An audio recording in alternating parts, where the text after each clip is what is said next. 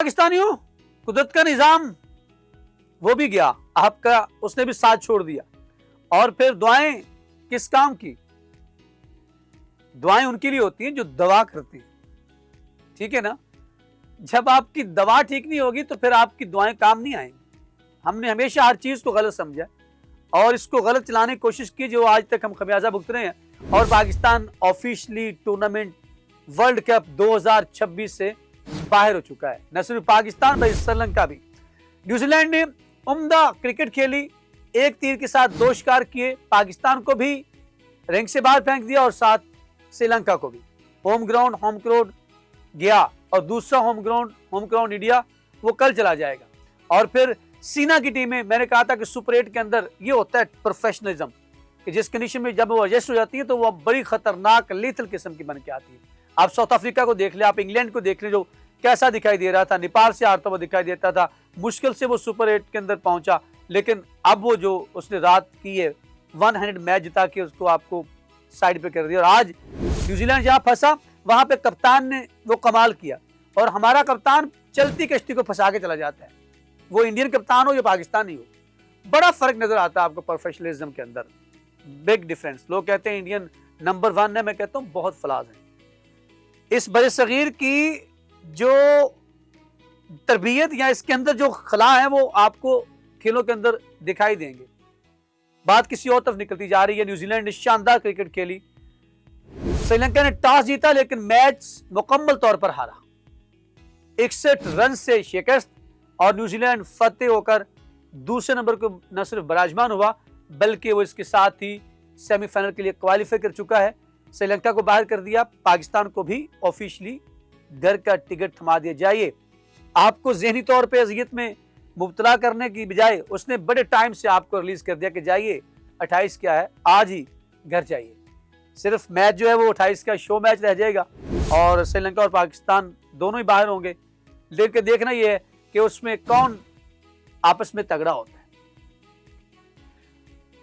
श्रीलंका ने पहले बॉलिंग करने का फैसला किया जो इब्तिदा से ही गलत साबित हुआ। दायरे के अंदर भी अच्छे शॉट, लंबे शॉट्स मारे, लेकिन बीच में आकर स्पिनर्स ने मैच को फंसाया और फिर थोड़ा सा इन हुए। लेकिन फिर भी आखिर में जाकर जो है वो क्या कमाल की पारी खेली है सेनेटर ने, कप्तान ने, और फिर उनके साथ जो थे मैकनॉज ने।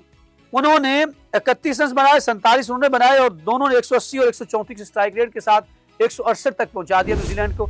और यहां पर पता चल गया था कि श्रीलंका जो है वो इस मैच में उसकी वापसी मुश्किल है, क्योंकि इतना यूनिट तगड़ा था।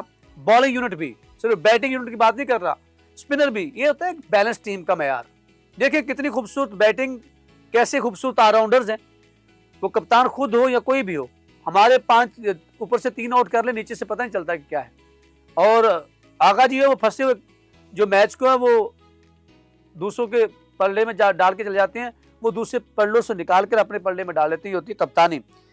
मैट हेनरी ने आते ही, जो उनके हीरो थे ऑस्ट्रेलिया के खिलाफ जिन्होंने सेंचुरी स्कोर करके ऑस्ट्रेलिया को बाहर कर दिया था, वो उनको आते ही पहली बॉल के ऊपर बोल्ड करके पवेलियन भेज दिया और बता दिया कि हम बड़ी टीम हैं, ठीक है।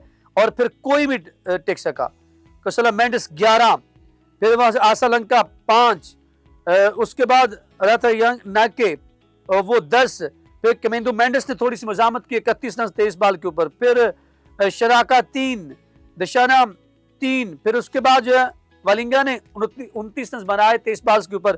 फिर यहाँ पर जो है वो चमीरा 7 रन, कोई भी खिलाड़ी नहीं। अब देखें फास्ट बॉलिंग होती है ये, इन पिचेस के ऊपर भी वो कैसी बॉलिंग कर रहे हैं। 2 ओवर 1 मेडन 3 रन और 2 खिलाड़ियों को पवेलियन की राह दिखाई मैट हेनरी ने, और कप्तान ने दोबारा उसको जहमत नहीं की, बचा के रखो इसको, आगे काम आएगा। और उसके बाद जो है वो 3 ओवर के अंदर 20 रन दिए उन्होंने। उसके बाद मिचेल सेनेटर ने जो है वो 4 ओवर में 19 रन देकर एक खिलाड़ी को भी आउट किया। फिर फर्गूसन ने 1 ओवर में 2 रन दिए, उन्होंने जहमत नहीं की कि ये इस काबिल ही नहीं है कि दूसरे दोबारा इनसे। सोडी ने 2 ओवर में 13 रन दिए। यहाँ पर रचना रविंद्रा का जो जादू वो सर चढ़ कर बोला है। उन्होंने 4 ओवर में 27 रन देकर 4 खिलाड़ियों को पवेलियन की राह दिखाई। उम्दा उनका बॉल स्किट हो रहा था, मुश्किल पेश आ रही थी, और आते ही उन्होंने पहले 2 ओवर्स के अंदर तो जिसे कहते हैं कि वो अनप्लेबल थे, उसके बाद थोड़े से स्कोर उनको लग गया। फिर उसके बाद फिलिप्स ने भी 4 ओवर में 21 रन देकर एक खिलाड़ी को आउट किया और यूं पूरी टीम 107 रन के ऊपर ढेर हो गई। पूरे 20 ओवर जो है वो खेले उन्होंने, लेकिन रन 107 बनाने दिए। अगर हम देखें तो यहाँ पर जो है वो ऊपर से इसी पिच के ऊपर जो है वो रविंद्रा 32 रन बनाते हैं, फिलिप्स 18 रन बनाते हैं, 47 रन की उम्दा इनिंग्स खेलते हैं सेनेटर। 26 बॉलों के ऊपर 2 चौके 4, क्या कमाल के छक्के लगाए, क्या कमाल के छक्के लगाए। जो फिल एनल भी ऊपर से तेज इनिंग्स खेलकर 13 बॉल्स के ऊपर 23 रन, यहाँ पर जो था वो रविंद्रा और दोनों ने महसूस होता था कि दोस्त तक ले जाएंगे, लेकिन बाद में अच्छा कमबैक किया था स्पिनर्स में, पहले में कह दिया, लेकिन उस कमबैक को जो है वो खाक में मिला के रख दिया था मिचेल स्टार्कर ने और उसके कोहली ने। तो लिहाजा इस तरह से उन्होंने मुकर्रर 20 ओवर्स में 168 रन बनाए। उनके भी जो है वो 7 खिलाड़ी आउट हुए और 61 रन से ये फतह जो थी वो न सिर्फ फतह थी बल्कि 2 टीमों के लिए जो थी वो शिकस्त थी, यानी वो टूर्नामेंट से बाहर होगी श्रीलंका और पाकिस्तान ऑफिशियली। और पाकिस्तान की टीम और पाकिस्तानी अवाम को 28 तक अब जो है वो इंतजार नहीं करना पड़ेगा, सिर्फ 28 तक जो है वो आप मैच खेलने की, पाकिस्तान का मैच कैसा होता है ये नहीं होगा कि कुदरत का निज़ाम ये करेगा तो वो करेगा, वो करेगा तो ये करेगा। सब कुछ ही कर गया न्यूजीलैंड और उसने तमाम जो चीज़ें थी बड़ी खूबसूरती के साथ उसको जो है उम्दा क्रिकेट खेलकर जो है साबित किया है कि वो बड़ी टीम है, उनका हकदार है। वो हकदार है किसके?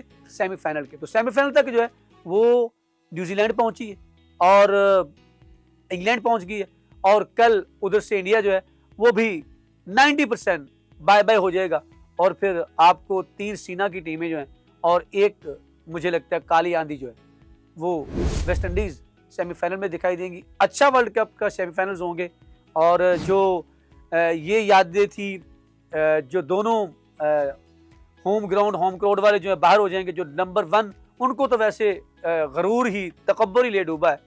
इतनी बुरी टीम नहीं थी, उनकी फास्ट बॉलिंग का यूनिट भी बहुत अच्छा, उनके स्पिनर्स भी बहुत अच्छे। मैं बात कर रहा हूँ हमसाया इंडिया की, लेकिन उनको तकब्बुर ले डूबा है और उसको अब मुंह की खानी पड़ी है। वो भी बाहर बैठ के जो है वो तमाशे सिर्फ वर्ल्ड कप जो है वो एंजॉय कर सकेंगे।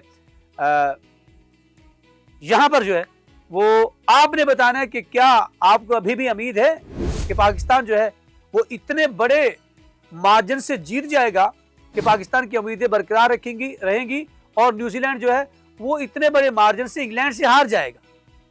कमेंट सेक्शन आपके लिए, वहां जाके अपने ख्यालात का इजहार दिल खोल के कीजिएगा। हमें तो रहेगा आपके फीडबैक का इंतजार। अब तक इतना ही। यहाँ पर मुझे अखलाक सालब को, पूरी टीम 94 और मेरे कैमरामैन हसीब के साथ दीजिए इजाजत। अल्लाह निगहबान।